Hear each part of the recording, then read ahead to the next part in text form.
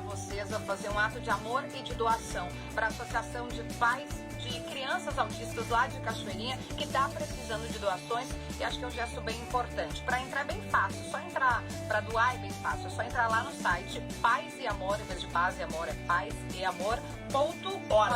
Pazeamor.org. A doação mínima é de R$10, qualquer doação é muito bem-vinda. Vamos ajudar a rapaziada lá que está precisando e fazer um trabalho espetacular.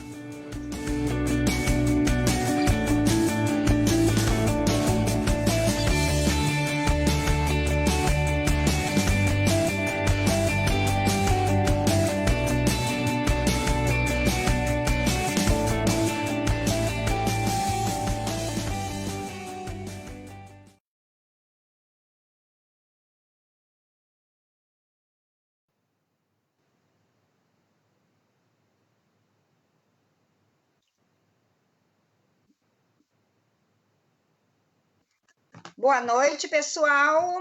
Mais uma noite, então, mais uma live. Hoje é o 4º dia do nosso primeiro webinar e hoje a gente tem uma convidada muito especial, tá? Nós temos hoje a Kênia Jill, que vai palestrar com a gente vai ser um bate-papo. Ela vai se apresentar daqui a um pouquinho. A Kênia, ela é escritora, é youtuber, ela também é palestrante, ela é mãe, e entre outras coisas, entre tudo que ela também é autista, e mãe de autista, esse lindo menininho Gui que tá com ela ali.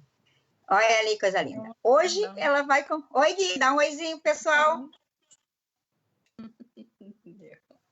É nossa parceira, já nos deu palestra para a associação, a gente sempre pode contar com ela. Hoje ela vai falar um pouquinho, é bem esclarecedor as coisas que ela tem para nos contar, com as experiências dela, e aproveitem bastante, façam perguntas, pessoal, aí na live, tá? Para a gente conseguir enxergar e conseguir responder, tá?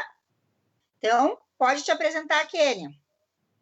Boa noite, gente, tudo bem? Para quem não me conhece, meu nome é Kênia Jill, eu sou, na verdade, do Instagram, que as pessoas no Instagram me conhecem como Autismo Make, o canal do YouTube também, @Autismo Make, e eu tenho 37 anos, sou autista, mãe desse anjinho autista aqui que está do meu lado, que é o Guilherme. Sou casada com o Flávio, que não é autista, e sou escritora, sou palestrante, já escrevi 4 livros, o mais recente conta a história da minha vida. Mantenho um canal no YouTube que agora eu comecei a fazer uma sessão de entrevistas. A primeira entrevista foi com a Fátima Dequant, a segunda entrevista foi com a Berenice Piana, e a próxima agora provavelmente vai ser o psicólogo Adilson Souza. Tem vários nomes já, e o intuito dessas entrevistas é ser um programa um pouquinho mais longo. Então, em torno aí de 40 a 50 minutos as entrevistas, e a gente aborda vários temas, assim, da maternidade atípica, né? Principalmente a questão das mães, como as mães se sentem, né? E também dúvidas gerais sobre o autismo, legislação e tudo mais. E faço esse trabalho nas redes sociais, né? Para ajudar na conscientização do autismo, e também sou conselheira da Reunida, sou conselheira estadual do Estado de São Paulo, na Reunida, né? Da Reunida é a rede unificada de apoio aos autistas, né? Que o principal objetivo da Reunida é fazer cumprir a lei Berenice Piana, né? Então, a gente recebe denúncias, a gente recebe cadastro para pessoas se filiarem ao movimento, para ajudarem. A gente vai aonde a lei não está sendo cumprida para se fazer cumprir, porque a lei a gente já tem, né? E o que tem de mais difícil é a gente fazer valer os nossos direitos sem estar brigando, é um problema, né? Isso, de maneira geral, no país como um todo, isso não é um problema exclusivo de Brasil, né? Mas muito pior aqui do que nos outros países. A gente tem essa barreira, essa limitação do ser humano, né? É o que tem de mais difícil, é o ser humano que acaba limitando. Então, essas postagens que falam pejorativamente sobre autismo, né? Tudo a gente está atuando. A última denúncia, né, que foi feita daquele grupo de humor, entre aspas, né? Que naquilo não é humor, que falaram da banda Time Out, né? no fim a denúncia acabou chegando no Sérgio Moro, né? Então a gente não deixa passar, né? A gente vai atrás até conseguir fazer. Eu acho que isso é o principal trabalho de conscientização. Não é só a gente falar o lado bonito do autismo, né?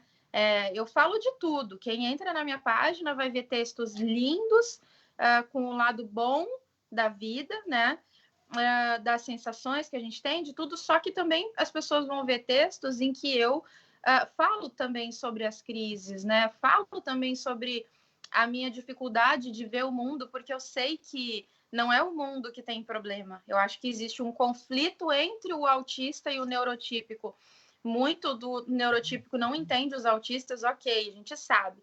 Mas a gente também tem muita dificuldade de interpretar, de entender, de se enquadrar nos padrões gerais, vamos dizer assim. Então, esses conflitos que eu tento sempre trazer à tona, esses pensamentos, esses questionamentos, para que a população em geral possa refletir, pensar sobre as coisas que a gente está falando, né?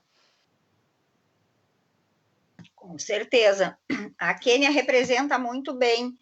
Eu sempre digo para ela que ela é a voz de muita gente. Ela consegue colocar em palavras o que muitos não só sentem e não conseguem expressar. Ela tem essa capacidade muito grande de expressar. Hoje ela vai falar, então, uma abordagem geral sobre o autismo. Eu vou fazer algumas perguntas, vocês façam aí também, e a gente vai trocando, tá, Kênia? Uhum. Eu queria que tu contasse para nós, Kênia, um pouquinho da tua infância. Quando tu te descobriu, quando descobriu o diagnóstico do autismo. Fica então, bem à vontade. Eu tive meu diagnóstico com 9 anos, né? 1 ano a menos do que o meu filho está agora, ele está com 10. Mas eu já sabia que eu era diferente, né? Já sabia porque o olhar para as coisas, para as brincadeiras, para os alimentos, para as pessoas, tudo era muito diferente, né? Eu nunca conseguia me encaixar, vamos dizer assim. Eu não falava, né? Tinha sérios problemas alimentares, inclusive sofria até de subnutrição, porque eu simplesmente não conseguia comer. Vomitava muito, tinha problemas no sono, tinha problemas na comunicação, era muito isolada, chorava muito. E as escolas foi que perceberam, né? As escolas que eu estudava foi que perceberam que eu tinha alguma coisa, avisaram minha mãe. Só um minuto. Fala, filho. Pode mostrar o ventilador pra Agora ela? a mamãe tá falando, tá? Depois a gente mostra. Mas assim, eu já me percebia diferente, já tinha vários problemas. Só um pouquinho, gente. Ô, mãe, me ajuda aqui, por favor. Tô chamando o socorro aqui. Não, mas a gente em home office é assim. O Guilherme tá um pouquinho ansioso aqui. Uhum. Depois chama ele para falar um pouco. Tá bom. Ele quer mostrar as coisas, porque eu tô aqui no apartamento da minha mãe, amanhã a gente vai embora, né? Então eu resolvi vir para cá, ficar aqui com ela um pouco, e aproveitei e trouxe meus equipamentos de gravação aqui e disse, vou gravar aqui, né? Então é tudo diferente, essa função da gente estar indo amanhã também, isso tudo gera ansiedade, essa função do isolamento também para nós está sendo, obrigada, mãe, para nós está sendo, sim, bem complicado, sabe? Sim. Mas enfim, né? Tô meio acampada aqui, assim. E eu tava falando da infância, né? Sim. E era bem difícil, assim. Eu já sofria muito bullying, né? Por parte das crianças, sofria bullying dentro de casa. Então, quando veio o diagnóstico de autismo, eu estava acostumada a ver o autismo pelas propagandas da PAI que existiam na época, né?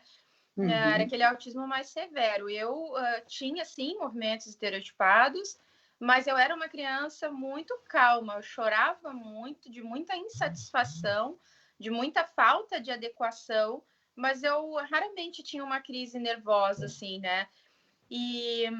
Mas quando se falou em autismo, eu não entendi exatamente o que era. Mas dentro de casa, os meus irmãos já me chamavam de autista. Já existia aquele preconceito, já existia aquela nomenclatura na minha vida. Então, quando se confirmou que eu era autista, a única coisa que passou na minha cabeça é que, então, meus irmãos tinham razão, né? Eles estavam certos no que eles estavam falando e eu não conseguia ser diferente, né? Então, o início da minha vida foi tão conturbado quanto todos os próximos anos que se passaram até os meus 32, né? Então, foi bem, bem complicado, assim, né? E tu tá com quantos anos mesmo, Kênia? 37. 37, é. Meu filho tá com 28 e para mim já foi bem difícil, eu imagino, para ti, para tua mãe, né? Tudo que se passou na época. Sim. E assim, qual foi o teu maior desafio quando tu se viu o saber o diagnóstico te ajudou não te ajudou nada? Não mudou nada. Não, a única coisa que mudou foi que, assim, eu não falava, né? Sim. Mas eu sabia falar, eu não conseguia falar. Eu tinha, tipo, um bloqueio, assim, uma autoproteção. Porque enquanto eu não falava, eu também não tinha que dar opinião. Eu me comunicava de outras formas e acabava sempre conseguindo fazer as coisas de uma maneira que ficasse boas para mim. Porque o desconforto era muito grande. Assim como é até hoje, vou te dizer... Se tu ler os meus últimos textos que eu publiquei, tu vai perceber neles muita angústia, né? É muito complicado, assim. Mas enquanto criança, enquanto sem autonomia própria, né? E dependendo de morar com outras pessoas junto, era, assim, para mim era mais fácil eu me comunicar da minha forma e fazer as coisas acontecerem de um jeito que ficassem boas para mim, do que usar a linguagem verbal e acabar sendo mal interpretada, sabe, sendo xingada, isso fosse onde fosse, não dentro de casa exatamente, na escola, qualquer lugar, e acabou que eu me fechei de um jeito que eu parei de falar. Então, quando veio o diagnóstico, a minha mãe foi a grande responsável para mim falar, né, porque ela disse, né, ou tu fala, né, para poder continuar indo para a escola, porque o problema grande era a escola, né, ou vão acabar te internando, porque na época não tinha meio termo, não tinha assim, vamos fazer terapia, vamos pegar uma escola especial, vamos pegar uma vaga de inclusão. Nem vaga de inclusão não existia. Não existia a lei do autista, não existia nada. Então, o que eu sabia de internação de pessoas doentes, que era o que se chamava na época, eu era considerada uma criança doente, né? Então, o que eu sabia era de locais, assim, que faziam horrores. A gente tinha, assim, notícias horríveis sobre isso, né? A condição financeira já não era muito boa. Então, foi o que minha mãe disse. Tu sabe falar, tu vai ter que falar, porque a gente não tem alternativa. Ou tu vai ser internado ou tu vai voltar para a escola. E a partir dali, eu vou te dizer que foi como, assim, se eu fosse fazer uma analogia, como levar um copo de água na cara, assim, né? Foi um momento, assim, que serviu como um start, assim, vamos dizer, né?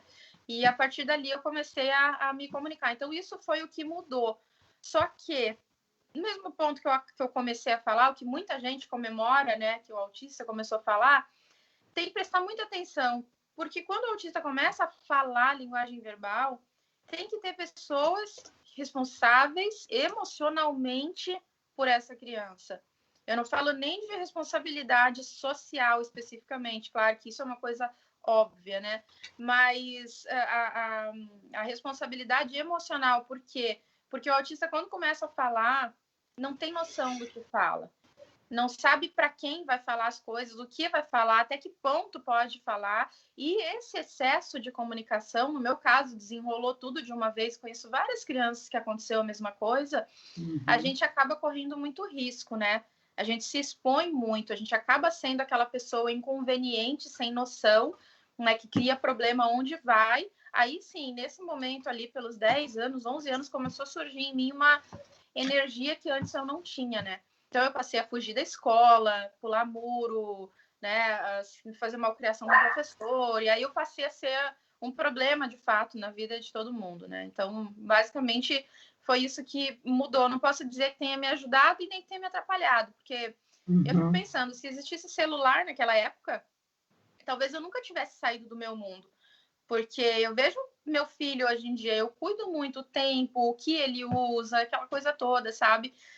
E eu fico me imaginando naquela época, com os pensamentos que eu tinha, se eu tivesse acesso a joguinhos de celular, vídeos, música, essas coisas, eu com certeza absoluta teria ficado no meu mundo, né? Então, assim, acho que nada é por acaso, né? As coisas aconteceram como tinham que acontecer e fica, enfim, a parte boa disso tudo, né? Então, tu iniciou a fala normal, assim, na idade normal, e depois tu travou? Sim.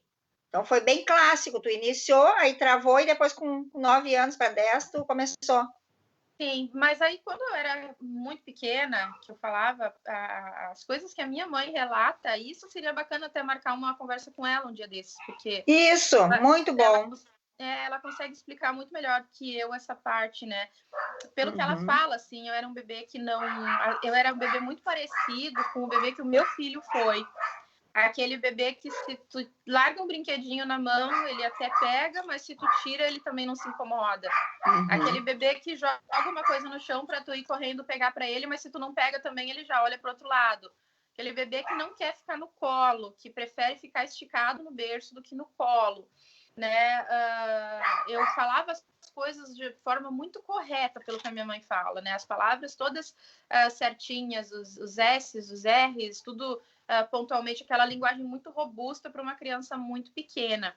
Não sei se trancou a imagem, gente. Trancou a imagem, mas não, no Face não, trancou só no nosso... no Face tá normal. Então, eu era aquele bebê estranho, aquela criancinha pequenininha com a linguagem muito robusta, com uma linguagem muito técnica, com um comportamento muito adulto para a idade, né? Com uma sensibilidade, assim, à flor da pele, que não podia escutar uma música, qualquer música. Quem vivia comigo não poderia escutar música. Ao primeiro acorde, ao primeiro som de uma música, eu tinha crises de choro. A seletividade alimentar, que foi assim desde o início da vida, né?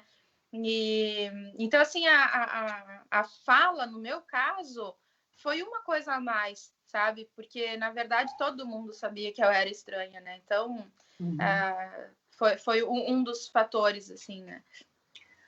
Tá, mas o que que tu... Eu te pergunto essas coisas, assim, porque eu gosto de te extrair o que eu queria que outras conseguissem falar. Claro. Tu não falava porque tu não queria ou tu não conseguia codificar para externar? Não, era difícil para ti? Eu não conseguia, entende? Porque, assim, no início, essa fase que eu não lembro, diz a minha mãe que era uma linguagem muito robusta, muito diferente de uma criança daquela idade.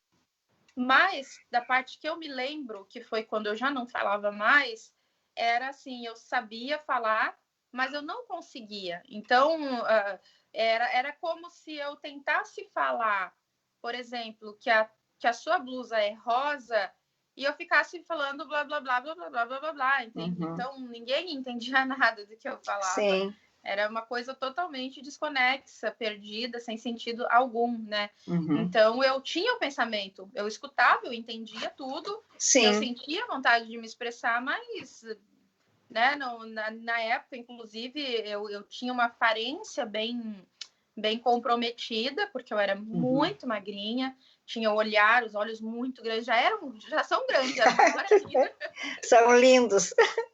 Obrigada. Mas eu era assim, tipo, os meus dentes, que já são enormes também, eles são desse tamanho desde que eu tinha 10 anos. Eu era uma criança assim, muito estranha, muito magrinha, muito abatida, tinha olheiras, né? Então era aquela criancinha bizarra mesmo, assim, bizarra. Não se alimentava bem, né? Não, não comia nada, o pouco que eu comia eu vomitava. Então, assim, a minha aparência, a minha franja tinha que estar sempre acima dos olhos, né? Não aceitava, eu tinha muito problema com a tesoura, tinha muito medo, né? Então, assim, eu já era estranha. Então, quando eu falava alguma coisa totalmente desconexa, que na minha cabeça talvez até estivesse certo, mas as pessoas simplesmente não compreendiam. Eu fui me fechando ao ponto que eu não conseguia mais falar. Então, assim, até na escola, quando eu queria alguma coisa, eu levantava a mão, eu sinalizava, estava quase desenvolvendo ali uma linguagem de surdo mesmo, né? Mas aí na pressão, no susto mesmo, foi que eu comecei a falar. Aí, claro, falando as palavras, né? Como elas têm de sair, mas, assim, totalmente absurdas. É como se agora, do nada, eu quisesse te passar uma receita de um bolo que eu aprendi. Dá licença, Kátia, que eu vou te contar a receita que eu aprendi. Você vai lá, você liga o forno. Era uma coisa, assim, maluca. Fora do contexto. Fora do contexto. Era o meu interesse. Que nem o Guilherme agora. Vira e mostra o ventilador, entendeu? Sim, porque eu sei que é uma coisa que depois melhora. Claro, sim. vai ser sempre estranho, que nem eu. Já falei isso pra ele. Filho, tu vai ser no mínimo estranho que nem a mamãe. Mas a gente leva uma vida tranquila quando a gente aprende a se proteger, se adaptar ao mundo direitinho, sabe? Não é todo mundo que aceita a gente, né? Mas... Com certeza. E assim, veio uma pergunta agora sobre essa parte auditiva, que a gente tem muita criança, exatamente o que tu falou, tem muito na associação, que eles chegam, que ele já tem que desligar tudo, sabe? Uns gostam de dançar, mas eu já vi que são fases. Tem uns que gostavam, param de gostar do som, daqui a pouco voltam de novo. E a pergunta é assim, sobre a seletividade, né? Deve ser alimentar, e essa parte auditiva, o que tu sentia? Tu te sentia mal? Te doía? Na hora que tu ouvia o som, o que te incomodava mais? A questão da música, quando eu era criança, era uma tristeza que eu carregava, né? A minha mãe, ela segue a doutrina espírita, então ela tem toda uma explicação espiritual para o que acontecia, né? Eu confesso que eu concordo com ela, porque era uma tristeza, assim, absurda, né? Até hoje, assim, dependendo da música, eu sou uma pessoa muito musical. Eu ensinei meu filho a falar através da música, né? Eu nunca fiz curso nenhum para ser terapeuta. Sou consultora em autismo, mas o meu trabalho de consultoria não tem absolutamente nada a ver com terapia, né? Tem a ver com identificação de locais onde as crianças vivem, onde estão os pontos sensíveis que podem estar desorganizando aquela criança, aquela família, e o que a gente pode fazer para tornar o dia a dia mais confortável, que a criança se desenvolva melhor.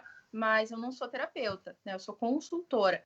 E como eu não tenho formação nenhuma nessa questão de terapia, eu acabei ensinando meu filho a falar através da música, porque eu vi que ele já tinha um ouvido bom para música. Então, eu fui cantando músicas nacionais com ele e ele aprendeu a se expressar através da música, né? Então, essa questão da música, ela é comigo até hoje, assim, sabe? Dependendo do estado de espírito que eu tô, eu não posso escutar determinadas músicas. Eu posso fazer besteira. Então, eu já tenho essa consciência em mim. A questão dos barulhos, eu sofro até hoje. Isso é o que a gente chama de hipersensibilidade sensorial, né? Eu sou um tipo de autista, porque são, né, infinitos tipos de autismo, né? No meu caso, eu tenho hipersensibilidade sensorial em algumas coisas e hipossensibilidade em outras. Então, dependendo do que acontece para quem é leigo no assunto, porque eu sei que tu entende, muita gente entende disso também, mas, por outro lado, tem mães que não conhecem, né, essa questão das sensibilidades sensoriais. E não adianta, a gente escuta termos técnicos aí pela internet, hipersensibilidade, hipossensibilidade, sensorial bagunçado, mas é difícil dos profissionais, às vezes, traduzirem para as famílias o que exatamente isso quer dizer.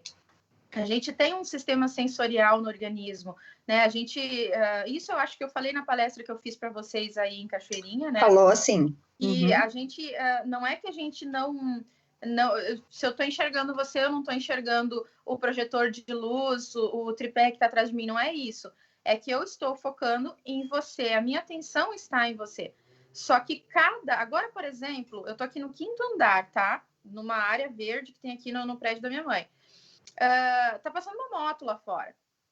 Essa moto, essa luz que está atrás de mim, eles não fazem parte de um contexto onde geralmente as pessoas se sentem inseridas. Cada coisinha dessa vem de forma separada dentro da minha cabeça. Se de repente alguma coisa nessa falta de contexto chega e se sobressai sobre os demais sentidos, por exemplo, a visão, a audição, alguma coisinha dessas se sobressai, ele acaba dominando todo o restante do sensorial. Aí eu não consigo ter noção aonde eu estou. Aí eu perco totalmente a razão, a capacidade de pensar, a capacidade de me comunicar. É como se eu não estivesse com os meus pés no chão. Aí vem o puxão de cabelo, aí vem a mordida, aí vem o grito, porque são coisas que fazem com que a gente, como se de repente, quando você está sonhando, de repente você acorda no corpo, assim, sabe? É mais ou menos isso. Sim. É como se a gente vestisse o corpo de volta na mente da gente, se eu fosse tentar explicar isso em palavras, né? Então, a questão do som é isso. Muita criança que tem hipersensibilidade sensorial, com determinados sons, não sente absolutamente nada, e de repente um belo dia sente, depois não sente mais. Por quê? Porque todo o restante do sistema sensorial dela tem que ser avaliado. Você não sabe se naquele dia ele está com o narizinho entupido, se o calçado não está caindo do pé, se uma cuequinha não está com elástico entrando na barriguinha. Alguma partezinha do sensorial dele está incomodado para naquele dia específico a música incomodar. A música, o som, seja o que for. E tem outra coisa também que intriga muitos pais, que muitas crianças que têm hipersensibilidade sensorial com som, né, elas mesmas fazem barulhos que são insuportáveis para neurotípicos. E os pais dizem, caramba, como que essa criança faz tanto barulho, por exemplo, batendo repetidamente, né, numa panela, sei lá, qualquer coisa. E aí a gente faz um barulhinho numa panela de pressão, aquilo ali já é torturante para a criança, sabe? Caramba, ele faz barulhos muito mais. A questão é que o barulho que o próprio autista faz, ele tem controle. Ele sabe exatamente quando ele vai parar, ele quer parar, ele consegue parar. Ele tem o ritmo, ele tem o tom que o sensorial dele naquele momento está preparado para receber. E esse é o grande erro das aulas, às vezes, de música, musicalização, terapia musical, enfim, né? Que os terapeutas não podem seguir um roteiro com um autista. A gente tem que primeiro avaliar o estado geral da criança, né? Então, a criança que ela consegue controlar aquele som, ela suporta. No momento que ela perde o controle, um som externo, por exemplo, de uma panela de pressão, a gente não sabe quando aquilo vai acabar. E aquilo entra realmente e bagunça o sensorial de uma forma assim que realmente incomoda bastante. Eu não sei se eu respondi a tua pergunta, acabei falando demais. Respondeu até a outra pergunta que eu também ia te fazer posteriormente. Então, a agressividade do adolescente, do autista, ele vem de um desconforto que ele está sentindo. Então, agora tu me respondeu o que eu ia te perguntar. É um desconforto que ele transforma em agressividade? É isso? Sim. E a impulsividade também. A falta de ter o entendimento do que tá acontecendo. Por exemplo, se de repente acontece uma situação que eu não consigo interpretar, alguém esqueceu de mim, alguém falou uma coisa que não devia, e eu não consigo expressar o que eu estou sentindo. A dificuldade de compreender o que está acontecendo e, da mesma forma, a dificuldade de expressar exatamente o que eu gostaria, às vezes gera esse impulso pela falta de adequação, vamos dizer assim, né? Eu não consigo me expressar, eu não consigo entender, não é aquilo que eu quero. E o que eu sempre digo para os pais, né? Para os terapeutas que me consultam, né? Não tentem ficar falando, né? Isso você lembra que eu falei lá também, sim, né? Não tentem ficar falando, analisem primeiro, porque o primeiro impulso de um pai, de um terapeuta, é tentar parar os gritos, parar a agressividade, parar o morder, a autoagressão, enfim, né? Ou a agressão com o próximo. A gente tem que se proteger a criança ou adolescente, seja quem for, mas a gente também tem que observar. Uma coisa que determinantemente não adianta, que eu afirmo assim, é ficar dizendo que não é nada. Não é nada, já passou, tá tudo bem. Não tá tudo bem. Se a pessoa tá tendo uma crise na sua frente, gritando, explodindo, se você diz que não é nada, você com certeza só piora a situação. Então, aí a mamãe me perguntou um dia, então eu vou ser, que eu digo sempre que a gente tem que imitar. Né? É bom quando alguém imita o autista, é confortável, é gostoso, a sensação de espelho, a sensação de compreensão, né? Então, quando alguém tá acontecendo isso, a pessoa observa primeiro, vê o que está acontecendo, e não é que vai sentar e gritar junto, mas é que vai mostrar para a pessoa autista que ele está entendendo o que está acontecendo com ele. Olha, eu não sei o que está acontecendo, mas nós vamos descobrir. Essa pequena frase é uma coisa que faz toda a diferença entre uma crise generalizada e uma crise que pode ser barrada, contida na metade do caminho. Sim, então vale sempre prevenir a criança dos passos que vão acontecer. Hoje tu vai ao médico, tu vai tomar uma vacina, mas prevenir demais também não gera ansiedade? Demais gera ansiedade, é o que eu digo, a gente não consegue se programar. Por exemplo, eu estou indo para Santos amanhã, aí meu marido já me conhece, né? Aí ele diz, olha, nós vamos, eu tenho que trabalhar, ele está trabalhando lá e aqui, nós vamos, aí eu fico uma semana, aí eu volto de avião, aí eu subo de moto, fico mais uma semana, aí vocês podem descer comigo de avião ou de carro e ficar mais uma semana aqui, calma, entendeu? Não, eu só vou amanhã. Sim. Ah, tá. Tem que prevenir, mas não... Tá, prevenir, mas não a longo prazo. Prevenir mais as coisas... Não, mas isso faz parte, porque eu também não gosto de coisas assim. Eu gosto até umas 2 etapas. Lá pela terceira, eu digo, tá, depois tu me fala isso. Sim, então é um problema. Se você vai querer explicar para a criança, olha, hoje você vai no médico, depois vai tomar uma vacina. É muita coisa para processar, entende? Eu acho que muitas coisas, por exemplo, a vacina, você avisa quando está chegando lá. E aí, olha, talvez doa um pouco, mas passa rápido. Não tenta fazer de conta que não está acontecendo nada ou que aquilo não dói. Enfim, tem que esperar para ver a reação da criança. A gente tem que conhecer a criança primeiro, né? Tá, vou te fazer umas perguntas agora do público, tá? Tá bem. Agora a Carmen está perguntando. Tu consegue lembrar se o fato de não conseguir falar te causava ansiedade? No meu caso, não. Porque não? É o que eu te falei. Para mim era mais confortável ficar no meu canto, no meu mundo. Eu simplesmente não sentia vontade de interagir. Era uma necessidade que eu realmente não tinha, né? Então, para mim era melhor não falar. Tranquilo. Agora, Isabel pergunta, tu faz alguma terapia, toma alguma medicação? Medicação eu tomo até hoje. Eu comecei a tomar com 17 anos, depois de muita coisa horrível ter acontecido na minha vida. Por isso que eu sempre sou tão a favor da medicação. Quem me segue há mais tempo sabe. Eu não posso, não quero, não devo influenciar as pessoas com relação a isso. Mas quando alguém me pergunta diretamente sobre medicação, eu sou uma pessoa que eu defendo muito a medicação, porque a medicação, quando a gente precisa... Por exemplo, muitas mães dizem para mim, o meu filho vai tomar, sei lá, risperidona. Eu tomei antes para ver como que é. Gente, é a maior loucura que eu já escutei, porque quem não precisa tomar e toma, o resultado vai ser péssimo, vai ser desastroso. Tanto que o meu filho toma risperidona. O médico tentou passar risperidona para mim, eu dormi 2 dias com meio comprimido. E ele toma 2 comprimidos por dia. Imagina. E fica 2 comprimidos por dia e fica fortão, né? A gente toma e apaga. Ele não dorme, ele vai viajando daqui até lá e não dorme. Então, assim, eu tomo medicação, sim, tomo até hoje, tomo sertralina, tomo topiramato, tomo Rivotril para dormir às vezes, não é sempre, porque acaba que depois eu não consigo acordar mais, né? E terapia, o que eu faço, na verdade, a minha terapia é a Fátima Dequante. Quem me conhece, assim, sabe, né? Eu converso com ela diariamente e eu hoje já não preciso mais de terapeuta porque eu tenho o atendimento dela, né? Que acabou me adotando como filha e ela acabou sendo a minha outra mãe também, né? Então, ela é terapeuta, ela é coach de autistas, né? Então, meu tratamento, na verdade, tá focado com ela, né? Ai, ótimo. E ela é ótima também. Maravilhosa. Tá. O Andrew e Tati relatam que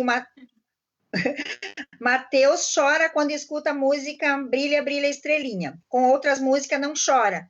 Então deve ser emotivo, né? Deve ficar emotivo, eu acho. Com certeza. O Guilherme chorava também com a do Alecrim no campo lá, que foi semeado, aquela música. Eu acho que tem muitas que tocam, né? E aí eles expressam com choro. Sim. A Elizabeth, que está perguntando... Como tu entende a linguagem figurada hoje em dia? Tu consegue perceber sarcasmo na fala do outro? Não. Assim, linguagem figurada, né? Vamos por partes. Por exemplo, se você disser que, sei lá, que a pessoa foi... eu não sei dar um exemplo, mas as expressões que eu já conheço, é tranquilo, eu sei, né? A gente aprende muito por observação. Sim. A linguagem figurada, que eu não conheço, eu não entendo, eu tenho que perguntar.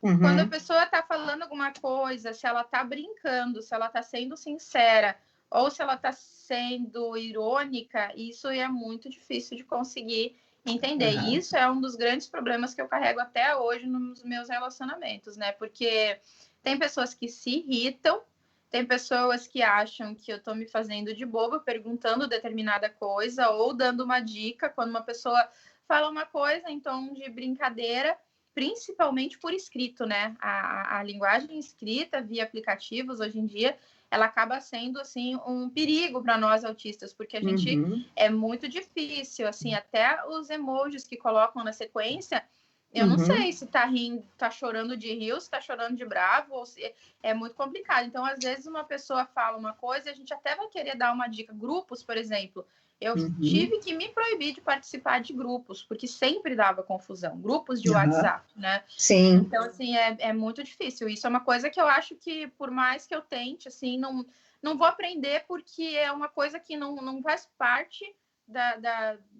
sei lá se é uma limitação, o que é, mas toda a facilidade que eu tenho para algumas coisas, tem outras coisas que eu sou totalmente limitada, né? E aí eu escolho seguir adiante sem tentar, sei lá, resolver isso, né? Outra. Meu filho não pode escutar moto, que ele tampa os ouvidos quando não grita. É aquilo que tu falou, é aquele barulho de repente, né? Sim, que acontece. A Isabel, a Franciele, que falou do filho, a Isabel está falando barulho, me deixa muito estressada. Sônia, meu filho também não suporta barulhos fortes. Andréia Raquel, como tu viveste os teus sintomas, por exemplo, essa questão sensorial na escola? Como era vista por os professores? Havia acolhimento? Tu já falou um pouquinho nisso, né? E o acolhimento era o suficiente? Não havia acolhimento, não tinha inclusão, eles nem sabiam, né? Eles desconfiavam, né? Incomodavam muito a minha mãe pela minha diferença, né? E tinha outras crianças que eu me lembro que também eram bem estranhas e incomodavam bastante os pais. Quem não se encaixava naquela época, quem não se encaixava era o excluído, né? Então, não tinha acolhimento, levava muita bronca, né? Não conseguia ficar sentada na cadeira ali, escutando, e se me obrigassem a ficar sentada, eu acabava dormindo. Teve um dia que eu saí da sala de aula e a professora me encontrou contando quantos tijolos tinha na parede de tijolinho à vista, né? Porque foi uma forma que ali eu achei de me distrair, sei lá. As lembranças são, assim, às vezes um pouco confusas, né? Me lembro de tudo, mas às vezes fica um pouco confuso. Mas a escola sempre foi um problema. Na verdade, um desafio. Enfrentou os mesmos problemas que eu. Nos dias de hoje, imagina nos anos 80, né? Sim, eu tenho acompanhado. A Nelis pergunta, como foi a questão de usar o banheiro para você? Demorou muito? Olha, eu sempre tive pânico de banheiro, não me perguntem por quê. A única vez que eu apanhei na vida da minha mãe foi no banheiro, porque eu gritava desesperadamente, não podiam me deixar sozinha. A minha mãe estava com panela no fogo e o banheiro ficava fora de casa. Naquela época a gente vivia em precária, né? Então o banheiro era fora de casa e eu estava tomando banho. Foi a única vez que eu apanhei, porque se eu ficasse sozinha, eu simplesmente entrava em crise. Assim, mesmo acompanhada, eu tinha muito medo. Eu fiz xixi na roupa, fiz xixi na cama. Até aí, a última vez que eu fiz xixi na cama, eu tinha 22 anos. Então, foi uma coisa, assim, bem, bem difícil, assim, de lidar, né? E até hoje eu não sou muito fã de banheiro, não. Se eu tô viajando, assim, podendo usar a estrada e não entrar no banheiro que eu não conheço, confesso que eu tenho esse problema, Nem assim, vai. até hoje. Segurou ao máximo, já tive muita infecção urinária até por causa disso. Sim. É uma dificuldade no geral, né? Eu noto também que tem muitos que têm essa dificuldade. Meu filho, agora outra pergunta. Meu filho está andando de um lado para o outro. Às vezes grita, às vezes sorri. Será que isso aí está se dando pela falta da rotina, que ele mudou essa rotina por conta do confinamento? Principalmente se ele não fazia isso antes, né? Ele com certeza está tentando se regular, né? Esse é o momento que a gente tenta... esse é o momento que a gente faz o espelho com a criança e tenta entrar no mundo dela, né? Eu sou muito a favor do Sunrise, né? Não sou, assim, adepta de método nenhum, mas o Sunrise foi o único que eu realmente gostei, aprendi, desenvolvi meu próprio método em cima do Sunrise. E a técnica do espelho, assim, para mim, é a melhor que existe. A gente imita crianças. Por exemplo, o filho dela está caminhando de um lado para outro, né? Ela se colocar ao lado dele, caminhar de um lado ao outro e fazer os mesmos sons que ele vai ver, opa, tem alguém aqui que está fazendo parte do meu mundo, né? No momento que existe o contato visual, o toque, seja o que for, acontece o que a gente chama de abrir a janela do conhecimento, né? Então, esse é o momento que a gente retira essa criança desse andar perdido para uma atividade direcionada. Se nada muito complexo, existe muita coisa assim, baixei 50 atividades da internet, vamos desenhar, construir bloquinho, pegar massinha, calma, né? Calma, o autista tem que fazer uma coisa por vez, quanto mais simples, melhor. Não é falta de capacidade, é uma questão de etapas. Se a sua criança está andando de um lado para outro, você não vai querer tirar ela daquilo para trabalhar numa mega construção de um quadro que vai valer milhões, entende? Não dá para confundir as coisas. A gente tem que sair de uma coisa e ir para outra mais tranquila. Por exemplo, pegar as mãozinhas da criança, aproveitar esse momento para ter um contato físico, para dessensibilizar ela um pouco, até com questão de barulho.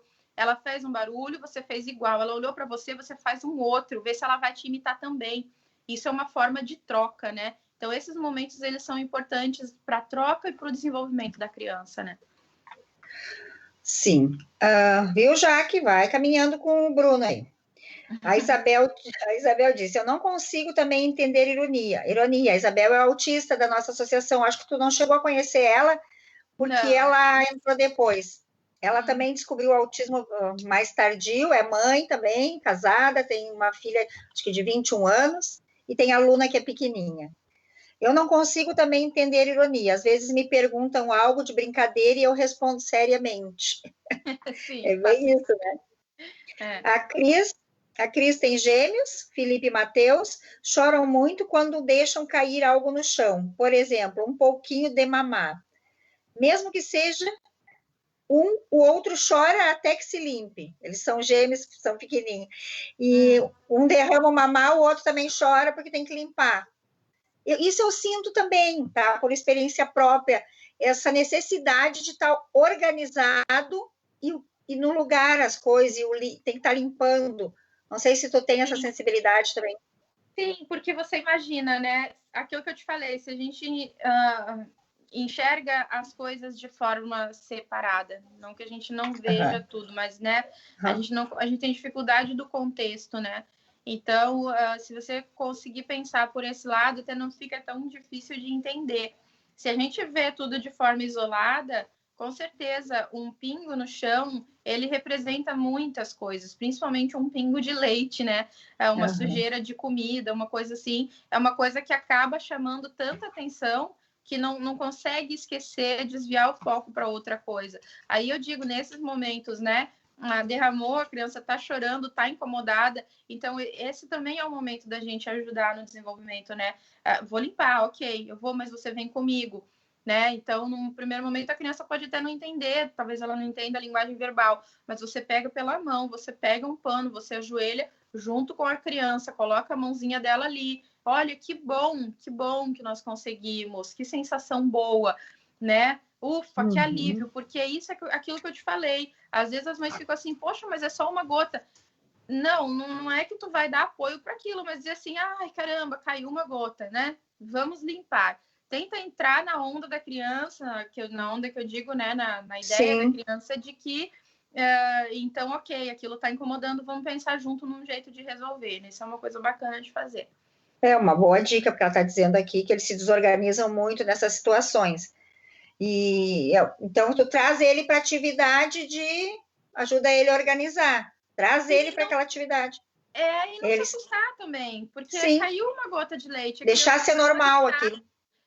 A criança gritar, ela não, assim, é difícil dizer isso, mas isso não pode ter um impacto emocional tão grande na gente, entende? É isso que eu sempre falo. Existe uma preocupação, obviamente, genuína nos pais de não quererem ver os filhos em crise, até porque a gente sabe que vai sair em lugar público, isso vai acontecer também, né? O autismo, quando a crise vem, quando a desorganização vem, eu não escolhe lugar. Mesmo eu, com 37 anos.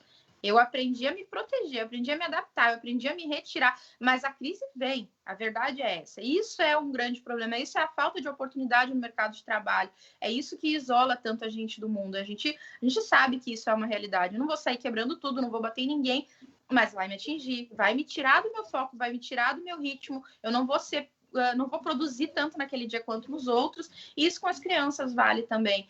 Então, assim, é compreensível, né, essa preocupação dos pais, mas isso é uma coisa que faz parte da vida da gente. Então, quanto mais natural as pessoas agem, melhor fica, porque assim, depois que a crise passa, vem junto a vergonha, o arrependimento, a confusão, sabe? Já tem tanta culpa, já tem tanto peso em cima que se alguém se desorganiza junto comigo, fica uma coisa assim meio difícil de lidar. Então, se a criança começou a se desorganizar, ficou muito nervosa, tenta assim, ó, realmente não se abalar. Não vai acontecer nada com seu filho, ele não vai se desorganizar a ponto de não voltar mais, sabe? Mantenha calma, espera um minutinho, aí tenta trazer ele para a realidade. Vamos pegar um pano, vamos limpar, deixa a criança chorar um pouquinho, dali a pouco volta, passou, vamos tomar o leite agora, tá passando o desenho tal na TV, muda de assunto assim como se não tivesse acontecido nada, sabe? Sim, mudar o foco deles, né? Sim. Tá, a Isabel tá te perguntando, tu sente necessidade de ficar sozinha? Se sim, se sente culpada por isso? Eu me sinto, ela disse. Não, ela que é autista também? Não, eu sinto muita necessidade de ficar sozinha. Um dos meus maiores dramas enquanto mãe e esposa é justamente esse, assim, de precisar, e quem é mãe sabe, independente de ser autista ou não, a gente tem filho, a gente tem marido, a gente diz que vai pro quarto, eles vão atrás. A gente vai pra cozinha, eles vão atrás, tem uns patinhos, né? Então, assim, às vezes eu tenho essa necessidade e é muito complicado e eu não me sinto nem um pouco culpada. Assim, quando eu consigo, tipo, que a minha mãe vai ficar com o Guilherme, meu marido vai ficar com o Guilherme para mim sair, caminhar, andar de bicicleta. Eu não sou de sair, de fazer festa, ter grandes encontros, isso, graças a Deus, não. Mas, assim, de eu sair, ficar um pouco comigo, as viagens que eu faço, eu trabalho para dar palestra, as pessoas perguntam, mas você não leva o Gui? Não levo, porque, olha só, eu sou autista. E eu sei da minha realidade. Ou eu dou a minha palestra, ou eu cuido da criança. Não tem como fazer as duas coisas juntas. E não me sinto culpada por isso. Me sinto bem porque eu entendo que eu sou uma pessoa e ele é outra. A minha vida não anda sem ele. Se ele não existir, a minha vida não existe. Se ele estiver doente, eu adoeço. A nossa simbiose já é grande o suficiente. Mas eu tento mostrar para ele que ele é uma pessoa independente, que os meus sentimentos e os dele são independentes. Então, quando eu tô triste, a culpa não é dele. Quando eu tô feliz, também esse peso não pode cair inteiro em cima dele, entende? Ele não pode ser o grande responsável pela minha felicidade, porque quando eu chorar, ele vai também acabar se frustrando, achando que a culpa é dele. Então, eu tento separar isso, eu tento dividir bem as coisas, sabe? Para mim e para ele, pra gente ficar bem, né? Ai, como é bom falar contigo. Como tu esclarece as coisas, como tu transmite o que... Eu tô vendo tu falar e estou imaginando situações com meu filho, com outros autistas da associação. Tu começa a entender um pouquinho daquilo que cada um está sentindo. Tu falando assim, eu já me transportei para o shopping, para os lugares que as coisas acontecem e tu explicando por que acontece. Sempre muito rico. A Carla Mello, também é tua fã, está perguntando, o Vini está descobrindo a sexualidade. Ele tem 6 anos. Eu não estou sabendo lidar e explicar a situação. Alguma dica? O Gui passou por isso? Com 6 anos descobrindo a sexualidade parece um pouco cedo. Talvez ele esteja tocando as partes íntimas, talvez seja isso que ela queira dizer, né? Sim. E, na verdade, qualquer organismo funciona dessa forma, né? A pessoa toca e tem uma reação. No autismo, tudo é intenso. Então, se uma pessoa tocar em mim, com certeza a reação vai ser desproporcional ao de uma pessoa não autista, imagino eu, né? A criança autista tem muito disso. O Guilherme passou por isso, de descobrir os genitais e de querer manipular. E não tá na idade, né, gente? A verdade é essa. 6 anos, 3 anos, 4 anos... É uma coisa assim que não está na idade, eles não sabem efetivamente o que estão fazendo, eles só estão tendo a sensação. Então, assim, como não é idade nem para fazer e nem para entender, voltamos para o desvio de foco, né? Guilherme é uma criança que chegou um momento que ele ficava com a mãozinha dentro da cueca, mexendo ali, quando vê já tinha um volume. E não dá para a gente ficar parado olhando. Meu Deus, ele está fazendo isso, o que eu faço? Não tem conversa, nessa hora não tem conversa, não tem explicar. A gente tem que tirar a mãozinha dali, colocar a mãozinha em outro lugar, vamos fazer outra coisa, né? E não estimular a sexualidade não ficando nu na frente da criança, né? Isso é uma coisa assim que eu bato sempre nessa tecla, sempre falo, não separem bem as coisas. Um corpo adulto, aos olhos de uma criança, ainda mais autista, ele pode ter um impacto emocional imenso. Então, assim, evitem, cada um no seu banheiro, cada um tomando seu banho, né? Aham. O pai, claro, se ele abriu o quarto, né? Abriu a porta do quarto, viu a mãe nua, ok, não vou sair correndo, me esconder, transformar aquilo num tabu. Mas, assim, ele tem que entender que quando eu tô trocando de roupa, ele tá lá fora. Quando eu vou em banheiro público com ele, né, com o meu filho, Guilherme, vira de costas que agora eu vou fazer xixi. Mas quando ele tá fazendo xixi, eu também tô virada de costas. Entende? Muito embora eu ajude ele ainda a se secar depois do banho, o momento dele fazer xixi, sabe, dele se higienizar, isso é o momento dele. Eu respeito, assim como ele também consegue respeitar o meu. Então, são essas pequenas manobras que a gente faz que ajuda bastante, né? Ela tá dizendo que é isso mesmo, que no entender dela já tá passando do limite, já tá demais. Na verdade, nem deveria começar, né? Esse limite, sim, na verdade, não é um limite que tem que passar, né? A criança não pode estar fazendo isso nessa idade, né? E que ela e o marido cuidam bastante isso. Que bom. Deixa eu ver aqui se eu não pulei. A Carmen está dizendo, bom ouvir tu falar isso. Mãe precisa de tempo para ela também, sem culpa. Né? Exatamente. Independente de qualquer coisa, né? Sim, e teve uma coisa que eu falei até na entrevista que eu fiz com o Adilson, o psicólogo Adilson Souza. Quem assistiu, não sei se alguém aí assistiu. Não sei nem quem está assistindo, me desculpa, tá, gente? Mas eu não tenho acesso a quem está vendo, não tenho acesso a pergunta nem nada. Já deixo meu beijo para todos aí, minha gratidão por estarem assistindo. Mas que eu falei ali com o psicólogo Adilson, né? Que é aquilo assim que as mães elas costumam muito entrar na vida do filho, principalmente quando é autista, e se anular. Né? E uma coisa que eu digo assim, eu com o Guilherme, as coisas são muito separadas, já comentei isso agora há pouquinho aqui. Então, assim, se eu compro uma camiseta para ele, eu compro para mim também. Se eu compro um tênis para ele, eu compro para mim também. Se eu não tenho dinheiro para comprar para os dois, eu não compro para nenhum, a menos que seja um item de necessidade básica, claro, né? O pezinho dele cresceu, tem que comprar um tênis, vou comprar. Mas assim. Oi? Não ouvi. Ah, tá bem. Então, eu tento. Se eu compro um lanche, eu só posso comprar um lanche. A gente divide. Eu não dou tudo para ele, porque eu acho assim que é uma carga muito pesada para a criança se sentir o centro. Num primeiro momento, ela gosta, ela curte, mas depois de certo tempo, aquilo acaba sendo uma necessidade dentro da sociedade dela se sentir prioridade, dela se sentir responsável pelo que os outros estão sentindo. Eu nunca quero ver o meu filho chorando porque eu tô chorando, porque eu não vou me esconder para chorar, né? Eu choro mesmo, ele sabe que eu não sou uma máquina, eu tenho sentimentos. Quando ele tá aprontando demais, tá muito difícil de aguentar, eu falo para ele, cara, para, isso tá me fazendo mal. Porque muitos terapeutas, muitos profissionais falam que não, que a criança sente o que a mãe sente, que isso não é bom. É bom, porque nós não somos robôs, o mundo não vai ser perfeito. Então, enquanto a criança tem capacidade de entender que a mãe também chora, a mãe também sofre, a mãe também tem exaustão, que eles precisam colaborar. Muitas vezes eu parei e gritei e chorei na frente do Guilherme. Cara, chega, não dá para viver assim. É impossível, eu não estou aguentando. E aí as pessoas às vezes até pensam, credo, que loucura. Loucura não, gente, a ponto da criança reagir.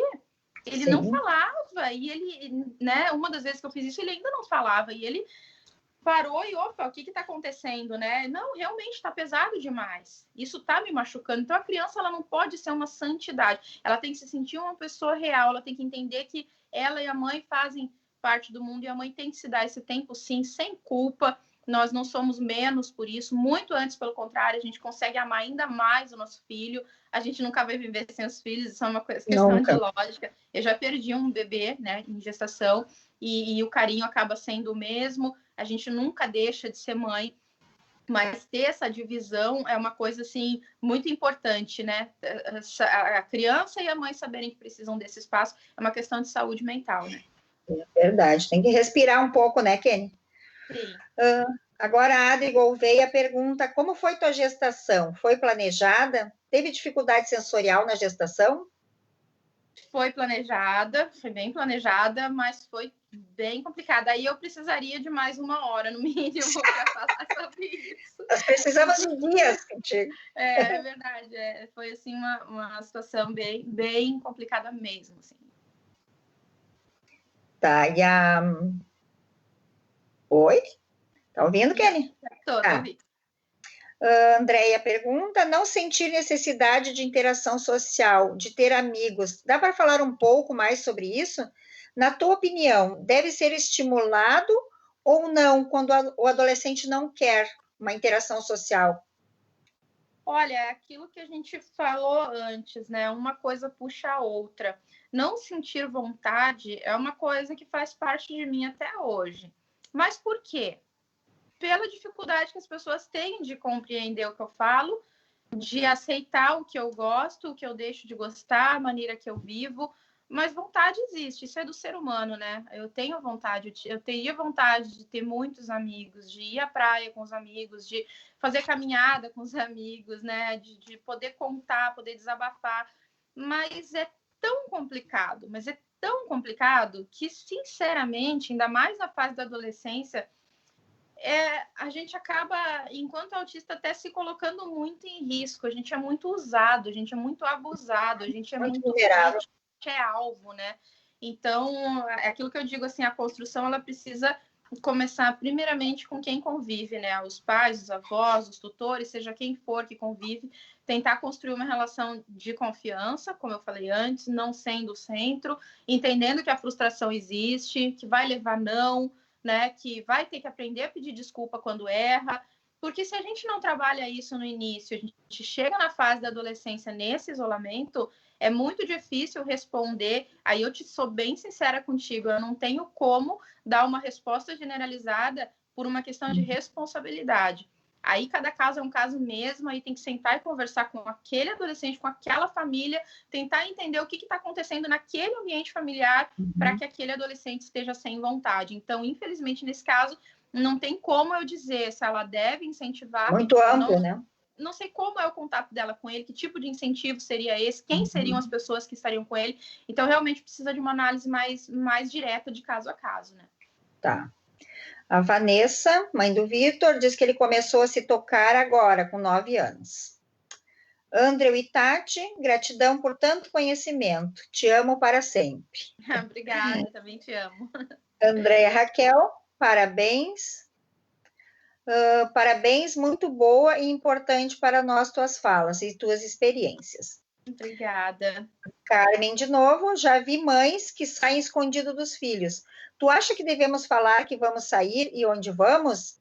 Isso acontece aqui em casa. O meu marido, quando sai, meu marido sempre sai e diz assim para o Vinícius, o pai vai no dentista, mas ele vai no dentista toda hora. Ele acha que o Vinícius não entende. Ele vai ali na esquina, o pai vai lá no dentista, já vem. Daqui a pouco o pai vai lá no dentista. É certo a gente fazer essas enganações assim? Olha, se funciona, é o que eu digo sempre, né? A fórmula certa não existe. A gente tem que ver o que funciona, né? Eu, muitas vezes, esperei o meu filho dormir para sair, por causa das viagens, sempre escolhi os voos noturnos ou aqueles em que ele estivesse na escola, no horário da escola. Porque uma coisa que a gente tem que avaliar nesses casos, né? Uma crise emocional, sensorial, generalizada no seu filho, vai valer a pena por você dizer a verdade?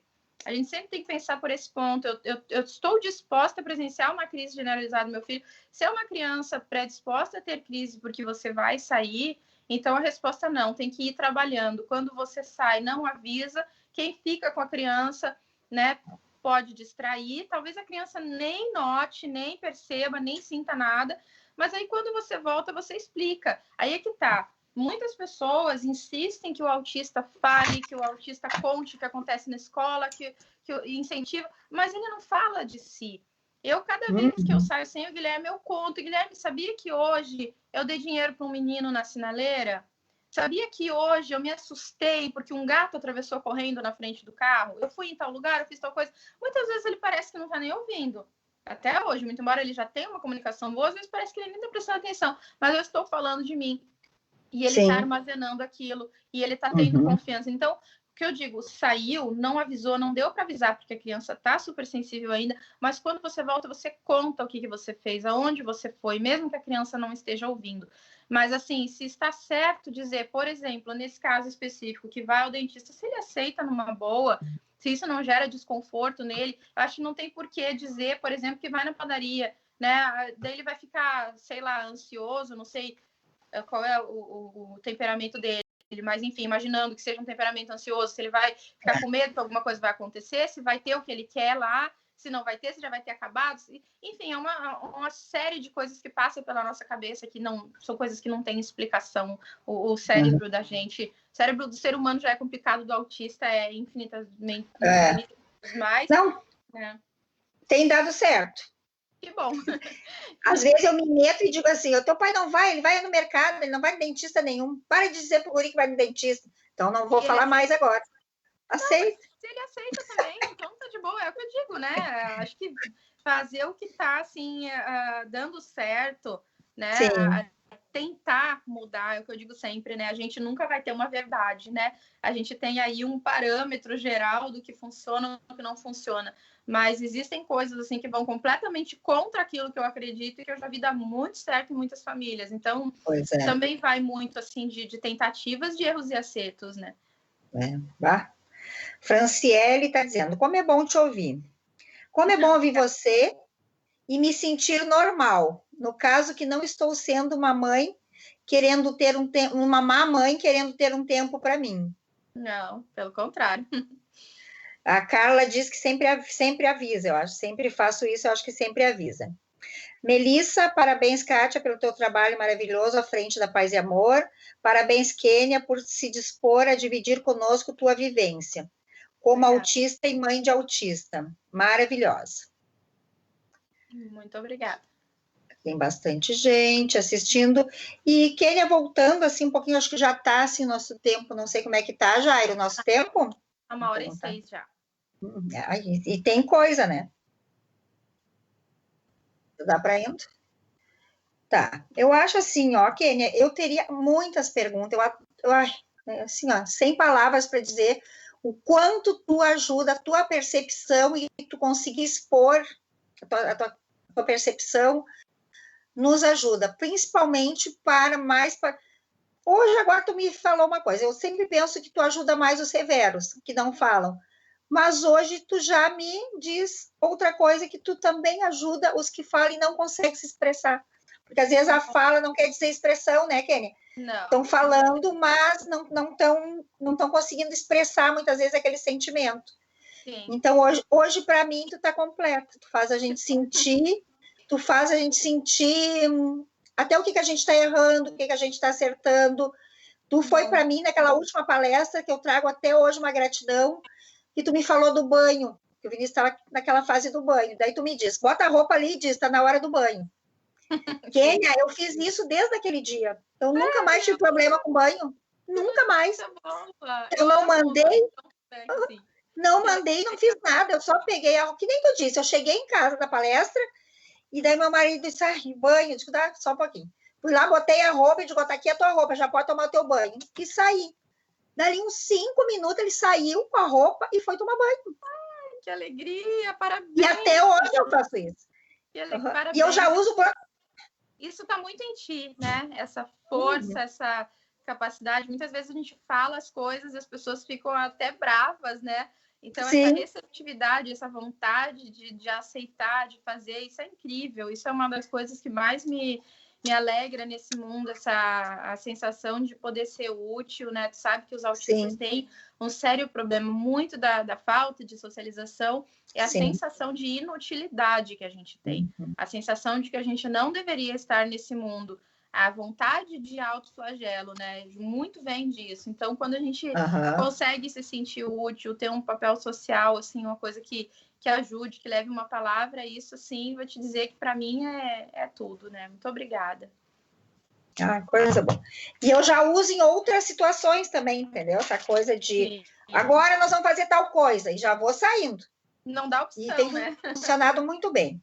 Que legal. Não dou opção, e aí a coisa está funcionando. Ai, Kênia, só gratidão ter tudo na nossa vida. Muito obrigado. Que deu. No fim, o Gui nem falou com a gente, no fim. Outra vez nós vamos entrevistar tu e o Gui. Chama ele para dar um oi para nós. Tá. Pode vir, filho. Tá vindo correndo. Verdade. A minha mãe trancou a porta para ele não entrar aqui. Agora ela tá pronto, vem cá, já tá terminando. Dá um oi. A avó trancou. Ó, vem cá. A gente tá aqui no quarto da minha mãe. Cadê o Gui? Oi, Gui! Oi. E aí, meu amor? O que tu tava fazendo lá, vendo TV? Levanta e fala com eles, ó. A vovó não deixou eu passar aqui e ela trancou a porta. Isso não tem graça. Não teve graça, claro que não. Caiu É que o nós celular tá- aqui, desculpa. Caiu o celular. Então, Kênia, muito obrigada, tá? Obrigada. Contamos contigo para outros momentos. Você sabe que a gente, contigo, eu acho que mais de um mês a gente teria assunto e conversas. Tá? Obrigado por falar com vocês. Parabéns pelo trabalho de vocês, que eu admiro, que Obrigada. Eu sou muito fã. Pena não estar na minha casa aqui, senão eu teria usado a camiseta se eu estivesse lá em Santos, né? Mas sim, tá camisetinha. Eu tenho a camiseta de vocês, guardo com o maior carinho. E parabéns de novo pelo trabalho. Contem sempre comigo, virtualmente, presencialmente. É um ambiente que eu realmente me sinto muito bem, muito acolhida, né? Ótimo. Raramente eu abro tanto as portas, assim. Tem algumas associações em especial, como a Luz Azul também, né? Lá de Cuiabá também. Alguns locais que eu sustento, assim, um carinho imenso, que eu digo assim, não precisa nem convidar, pode marcar que eu vou, porque eu confio de olhos fechados. Muito obrigada. A gente que agradece. Esse ano, se Deus quiser, passando essa fase aí que a gente está vivendo, nós vamos inaugurar a nossa associação. Dá uma olhada lá, que a gente colocou umas fotos de como está o nosso terreno. Dá uma olhadinha lá, que está bem adiantado. Legal. A gente faz questão que tu venha na nossa inauguração. Aí a gente te avisa previamente, tá, Kênia? Muito obrigada. Viu? Obrigada a todos que estiveram aqui escutando, participando, perguntando. Tem um monte de pergunta, Kênia. Depois, se tu puder dar uma olhadinha lá, que vai ficar para trás, tá? Tá, me marca lá para mim poder achar. Tá. Então tá. Então tá, terminando. Já vou aproveitar para convidar o pessoal para amanhã participar, que amanhã é o nosso último webinar. Amanhã vai ser a Fabiana de Paula, psicopedagoga, que vai conversar com a gente. Amanhã vai ser às 7 horas, tá, pessoal? A gente trocou o horário. Preste atenção no horário, vai ser às 7 horas, tá? E agora o Jário me avisou que a gente está com o QR Code ali vocês estão vendo ali aquele símbolozinho, ó. Aqui para mim tá do lado direito do vídeo, tá? Olha o Gui lá, ô gatão. E abram aquele QR Code, que vai ser para uma das plataformas de doação também, como a gente tem várias.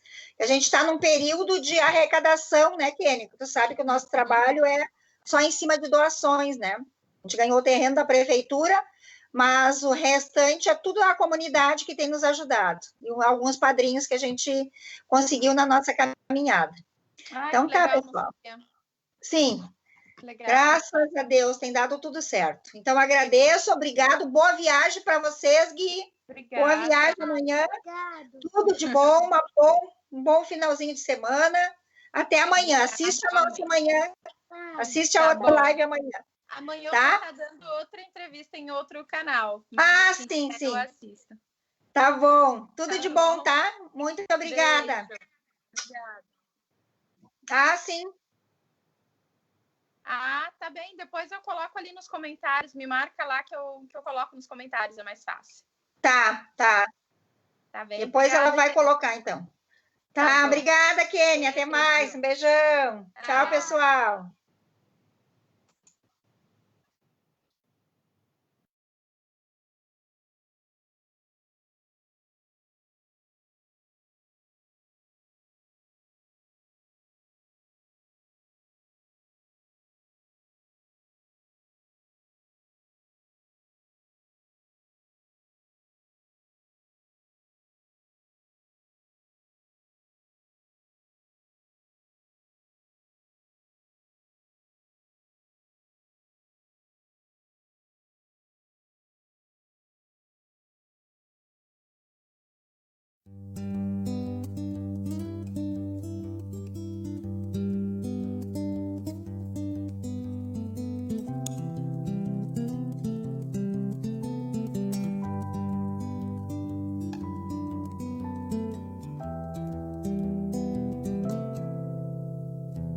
O autismo, ele é um espectro, né, um transtorno que vai do leve até o mais severo.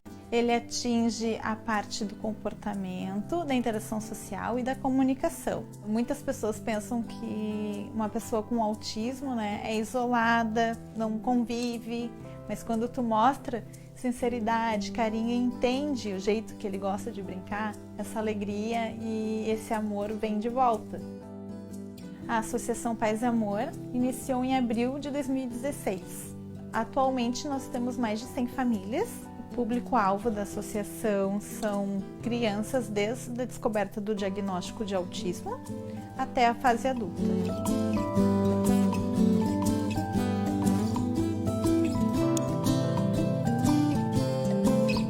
Nossa associação, além de dar suporte para os autistas, ela busca também o suporte familiar, cuidar de quem está cuidando.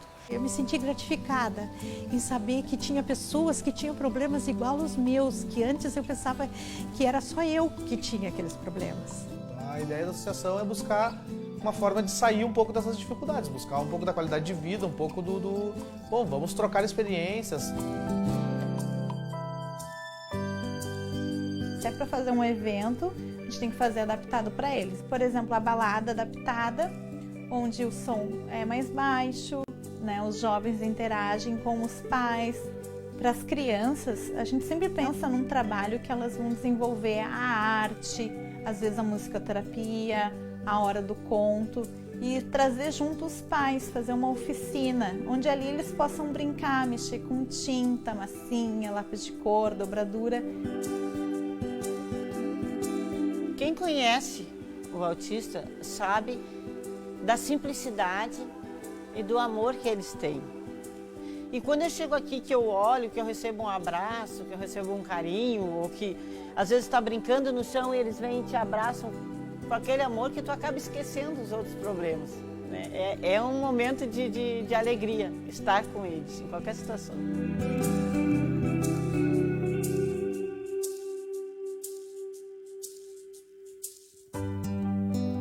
Eu sempre penso que se eu não lutar pela Poliana, quem vai lutar? Então acho que isso que me impulsa, né, junto com outros idealizadores, de mudar essa história, de fazer a diferença na vida deles, porque se a gente não lutar por eles, quem é que vai lutar?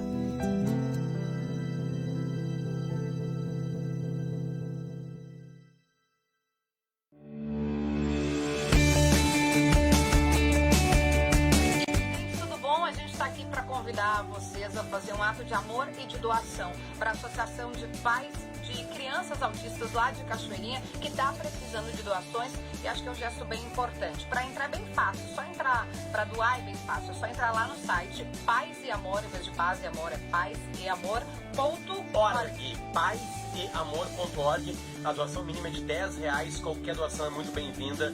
Vamos ajudar a rapaziada lá que está precisando e fazer um trabalho espetacular.